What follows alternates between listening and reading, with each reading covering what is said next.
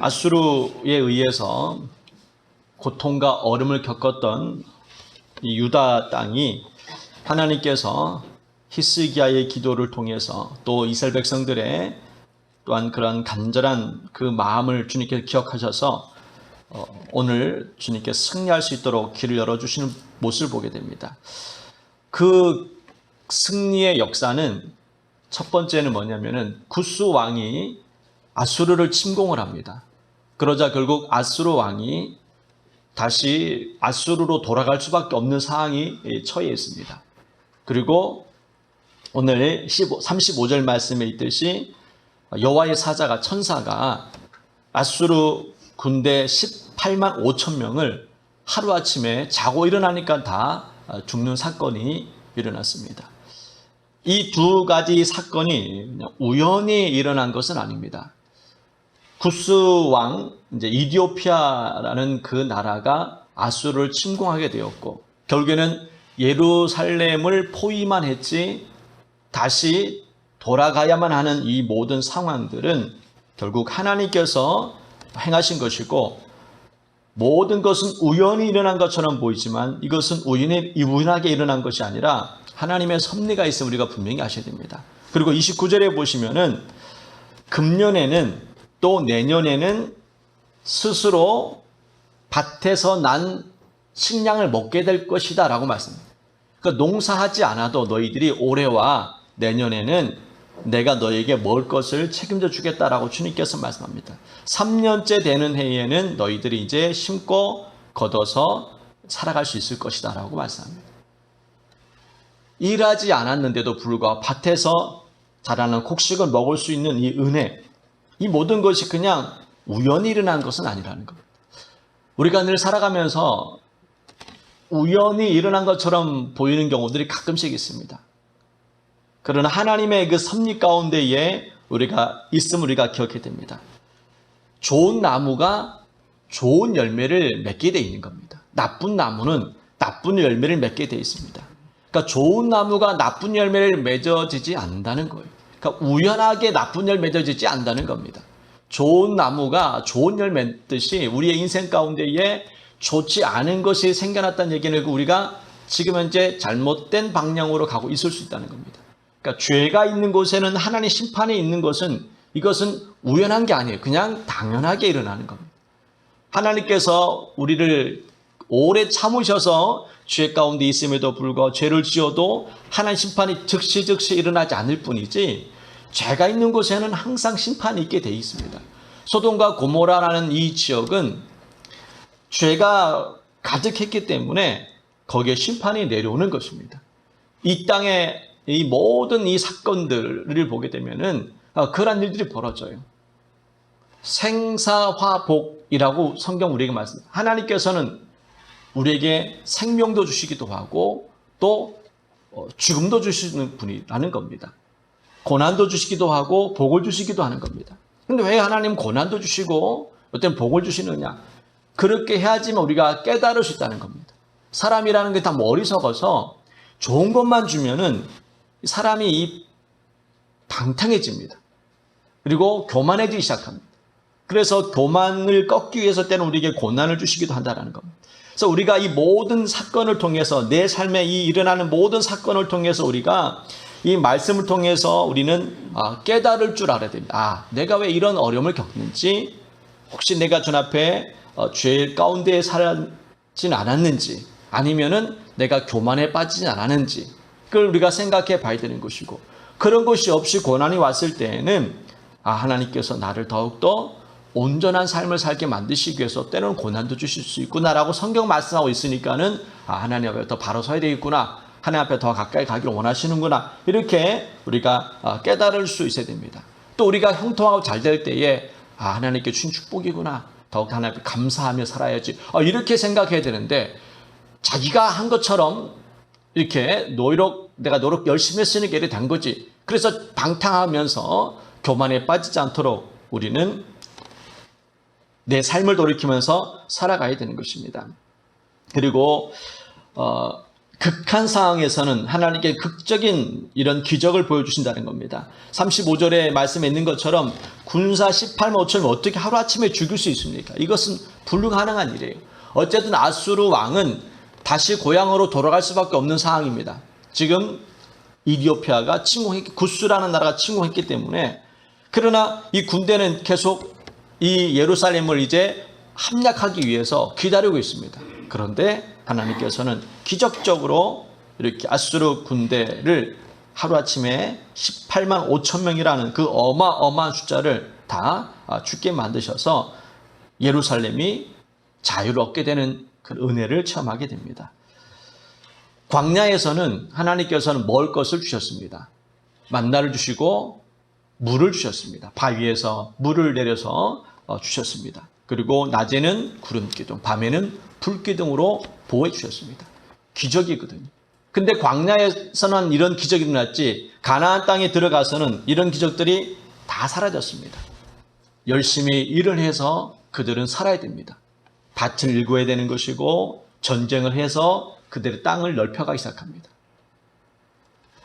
광야에서와 가나안 땅에서의 삶이 이렇게 달라요.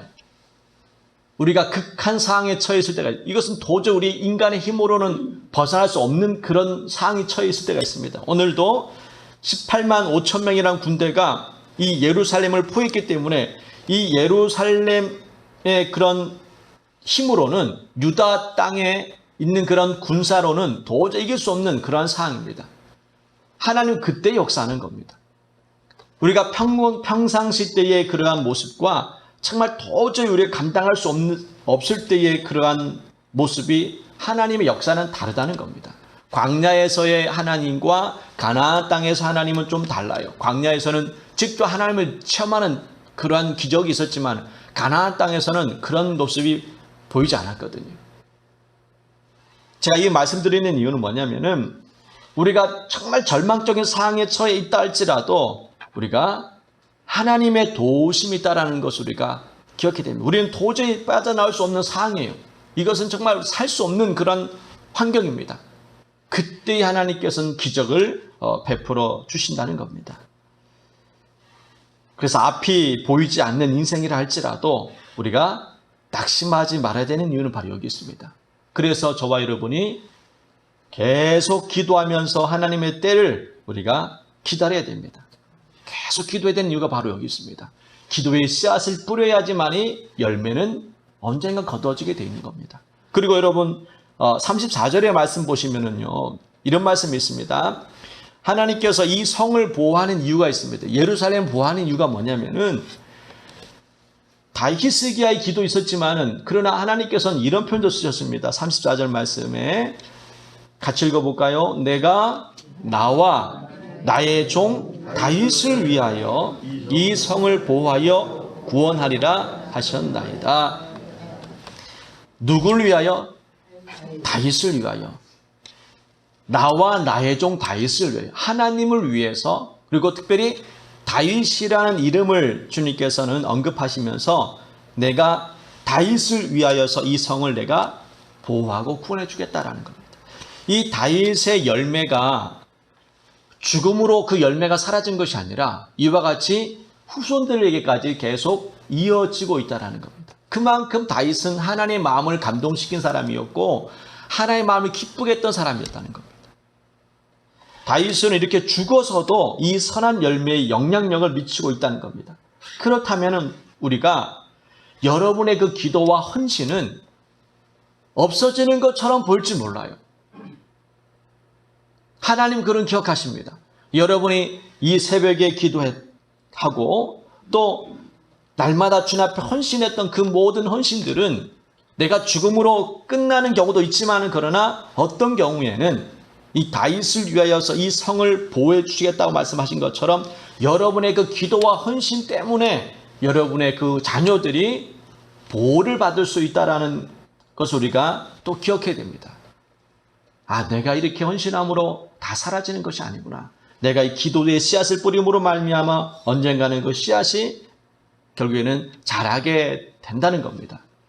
밭에 여러분 가보면은 잡초들이 많이 있지 않습니까? 그 잡초들이 그냥 아무 땅에서 막 자라는 건 아니잖아요. 어쨌든 그 잡초도 심겨졌기 때문에 씨에 날려서 씨가 떨어졌기 때문에 다 자라는 것이고, 곡식도 누군가 뿌렸기 때문에 곡식도 자라는 겁니다.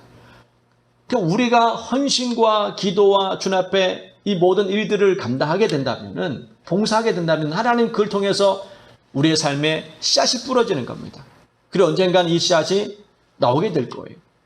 나쁜 것도 뿌려지고 좋은 것도 뿌려지게 될 겁니다. 여러분의 입술에 원망과 불평으로 뿌린 씨앗도 있을 것이고, 감사와 찬송과 기도로 뿌린 씨앗도 있을 겁니다. 가라지와 곡식이 같이 자라듯이 그렇게 우리는 자라고 있는지도 몰라요. 근데 다윗은 가라지보다는 곡식을 더 많이 뿌렸던 사람이라는 겁니다. 그래서 그 곡식 열매가 자녀들까지 미치게 되는 모습도 보게 됩니다. 가끔씩 여러분 간증 중에 어머니의, 부모님의 그 간절한 기도가 있었기에 내가 이렇게 주님 앞에 바로 섰다라는 그러한 간증을 우리는 자주 듣습니다. 기도라는 것은 우리가 내가 이렇게 기도해야 될 것 같지도 않은데 라는 생각이 우리는 늘 찾아오지만, 그러나 하나님은 그 기도를 통해서 자녀들이 돌아오게 되는 역사가 나타나는 것이고, 어머니는 일찍 돌아가셨지만 그 돌아가시기까지 늘 눈물로 기도했던 기도가 있었기에 내가 나이 들어서 주님 앞에 다시 돌아오게 되었다. 어머니의 기도가 생각나서 결국 하나님 앞에 돌아오겠다는 간증을 저는 가끔씩 듣습니다. 그런 걸 보면서 여러분이 좀 힘들겠지만은, 여러분의 헌신하는 삶이 좀 부담될 수는 있겠지만, 그러나 내 삶을 위해서, 내 자신을 위해서도 그렇게 해야 되는 것이고, 내 앞으로 내 자녀들을 위해서도 그렇게 하는 것이 마땅한 것입니다. 그러니 오늘 열왕기하 19장 29절부터 30절 말씀 통해서 우리가 이 두 가지는 꼭 여러분 기억했으면 좋겠습니다. 하나님이 일하시도록 우리는 하나님께 기도해야 됩니다. 31절의 표현 이렇게 표현합니다. 하나님의 열심히 이 일을 이루리라 라는 말씀이, 참 이 말씀이 멋진 것 같아요. 하나님의 열심히 이 일을 이루리라. 왜 어떻게 하나님께서 열심을 내실까? 왜 하나님께서 이 일을 행하셨을까? 그 이유는 기도밖에 없었습니다. 히스기야의 기도가 있었기 때문에, 다윗의 헌신이 있었기 때문에 하나님의 열심히 이 일들을 이루어 가셨던 겁니다. 그렇다면 우리가 하나님의 일을 하도록 만드는 이유는 기도밖에 없는 거예요. 하나님께 맡기는 겁니다. 내가 내 삶을 하나님께 기도로 자꾸 맡기면 하나님께서 그 기도를, 내가 너 접수할게. 그 일 내가 이루어 줄게. 내가 열심히 내도록 할게. 그것을 이제 받아들이는 겁니다. 하나님께서. 그렇게 우리는 맡기는 거예요. 하나님께서 일을 행하시도록. 그래서 다윗은 기도를 통해서 그 문제를 해결하지 않습니까? 사울 왕을 자기가 죽일 수 있는데 자기의 열심으로 다윗은 사울을 죽일 수 있었지만은 사울 왕을 죽이는 것에 대해서 하나님께 맡깁니다. 그러니까 하나님께서 그 일을 이루시도록 만들어가는 모습들. 아브라함과 이삭과 야곱도 마찬가지였습니다. 야곱은 처음에는 자기가 막 하려고 했지만은, 그러나 나중에 깨달았지 않습니까? 아, 이게 내가 할 수 있는 것이 아니구나. 그러니까 하나님께 기도함으로 말미암아 나갔더니 그때서야 에서가 마음이 바뀌는 거예요. 사람 마음 바뀐다는 게 쉽지가 않거든요. 이삭 같은 경우에도 자꾸 누가 자기 우물 판 것을 빼앗아갑니다. 우물 파는 게 쉽지가 않은 거예요, 여러분. 얼마나 오랜 시간 걸린지도 모릅니다. 우물 하나 파는 데는. 돈도 많이 드는 거고. 근데 빼앗아 오니까 그냥 줘버립니다. 그게 이삭의 모습이었어요. 그런데 하나님께서는 가는 곳마다 이삭에게 은혜를 베풀어 주십니다. 어떤 한 해에는 100배의 결실을 맺게 해주시는 그러한 기적도 베풀어 주십니다. 왜 이삭에 이런 은혜가 임할까? 어떤 사람에는 우물을 파도 몇 번을 파도 안 나오는데 어떻게 이삭은 파도 우물이 나오고 파도 우물이 나오고 어떻게 100배라는 그런 어마어마한 열매를 맺을 수 있는, 이거는 있을 수 없는 일들이에요. 근데 어떻게 이삭에 이런 일들이 벌어지냐라는 거죠. 이삭이 하나님께 늘 기도하며 하나님을 의지하니까는 싸움도 일어나지 않았어. 이삭은 그래 너 가져라. 너 가져라. 이런 마음을 품고 있으니 하나님께서 그 일들을 이루어 가시는 겁니다. 악착같이 그것을 붙잡으려 했던 야곱은 붙잡을 수가 없어요. 자꾸 빼앗기는 거예요. 움켜쥐면은 내 것처럼 보이는데 시간 지나면 아닌 거예요. 7년 지나면 저 아내는 라헬은 내 것이 되겠지라고 생각했는데 7년 전에 내게 되는 게 아니에요. 또 7년 더 일해야 되는 모습들. 그러니까 고생은 고생대로 하는 모습들. 그러니까 우리 인생이 그렇게 될 수 있습니다. 그래서 오늘 하나님께 맡기는, 그래서 하나님이 열심히 그 일을 이룰 수 있도록 여러분 기도하고 믿음 안에서 살아가기를 주의 이름으로 축복합니다. 기도하겠습니다. 하나님 아버지, 우리의 열심이 있고 하나님의 열심이 있습니다. 우리의 열심 때로는 실수하기도 하고 때로는 넘어지기도 합니다.